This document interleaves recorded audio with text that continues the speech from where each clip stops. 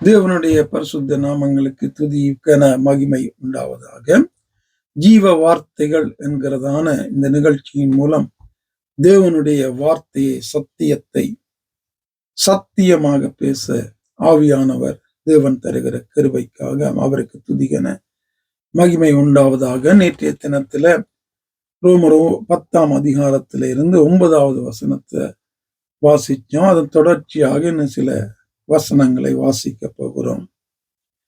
9வது வாசம் என்னவென்றால், கர்த்தராகிய இயேசுவை நீ உன் வாயினால் அறிக்கையிட்டு தேவன் அவரை மரித்தொழுந்து எழுப்பினார் என்று உன் இருதயத்தில் விசுவாசித்தால் ரட்சிக்கப்படுவாய் என்று சொல்லுகிறார். ரட்சிப்பு எப்படி வரும், எப்படி ஒரு மனிதன் ரட்சிக்க முடியும் என்பதை சொல்லிட்டு 10வது வசனம், நீதி உண்டாக இருதயத்திலே விசுவாசிக்கப்படும், ரட்சிப்புண்டாக வாயினாலே அறிக்கை பண்ணப்படும். நீதி உண்டாக இருதயத்திலே விசுவாசிக்கப்படும். நீதி, தேவனுடைய நீதி ஒரு மனிதனுக்கு உண்டாக வேண்டுமானால், வர வேண்டுமானால், அதற்கு அவன் முக்கியத்துவம் கொடுக்க வேண்டுமானால், அவன் இருதயத்தில, உள்ளத்தில, அங்கே உண்மையாக அவன் விசுவாசிக்க வேண்டும். இருதயத்தில். ஏன் தேவனுடைய நீதி என்ன என்று பார்த்தா, அவருடைய வார்த்தை படி வாழுகிறது. அதான் தேவனுடைய நீதி. தேவனுடைய நீதிக்குள்ள எங்களை நடத்துகிறது என்னென்று பார்த்தா, வேதம், தேவனுடைய வார்த்தை. அந்த வார்த்தையை வாசிக்கும் போது எங்களுக்குள்ள இருக்கிற பரிசுத்த ஆவியானவர் அந்த வார்த்தைகள் மூலமா பாவத்தை, நீதியை, நியாய தீர்ப்பை குறித்து கண்டித்து உணர்த்துவார். யோவான் 16:8. அப்படி உணர்த்தும் போது, உணர்த்தப்பட்டு எங்களை விட்டு கொடுத்து வாழும்போதுதான் தேவனுடைய நீதியின்படி வாழுகிற ஜனங்களாய் நாங்க வாழ முடியும். அது எங்க நடக்கணும்னா, இருதயத்துல நடக்கணும். வசனம் இருதயத்துக்குள்ள போகணும். இருதயத்துல கிரிய செய்யணும். இருதயத்தின் நிறைவினால ஆண்டவர் சொல்றாரு, பொல்லாத மனுஷன் பொல்லாத இருதயத்திலிருந்து, நல்ல மனுஷன் நல்ல இருதயத்திலிருந்து.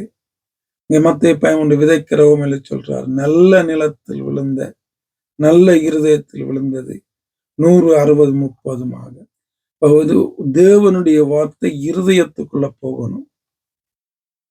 போய் அங்க கிரிய செய்யணும். செய்து அதன்படி வாழும் போதுதான் தேவனுடைய நீதியின்படி வாழுகிறோம். அப்ப நீதி உண்டாக இருதயத்தில் விசுவாசிக்கப்படும். இருதயத்துல ஏற்றுக்கொள்ளணும், விசுவாசிக்கணும். அதான் உண்மையாக செய்கிற ஒரு காரியம். ரட்சிப்பு உண்டாக வாயினாலே அறிக்கை பண்ணப்படும்.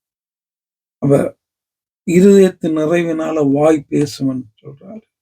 இருதயத்துல அந்த தேவனுடைய நீதி வரும்போது, அந்த நீதியின் நிறைவினால வாய் பேசும், வாய் அறிக்கை செய்யும். என்னத்தை அறிக்கை செய்யும்? தெய்வத்தை, தேவனுடைய வார்த்தையை, தேவனுடைய சத்தியத்தை. நான் நீதிக்குள்ள நடத்துகிற அந்த வார்த்தையை இருதயத்துக்குள்ள இருக்கல்ல, அனுப்பி இருக்கிறோம் இல்ல, அதை தேடுகிறோம் இல்ல, தியானிக்கிறோம் இல்ல. அப்படி செய்யும் போது அங்கே வாயினால அதை நாங்கள் அறிக்கை பண்ணுகிற ஒரு ஜனங்களாய் வாழுவோம் என்று அங்கே பவுல் சொல்லுகிறார். மீதியான வசனங்களை நாளைய தினத்தில் நாங்க பார்ப்போம்.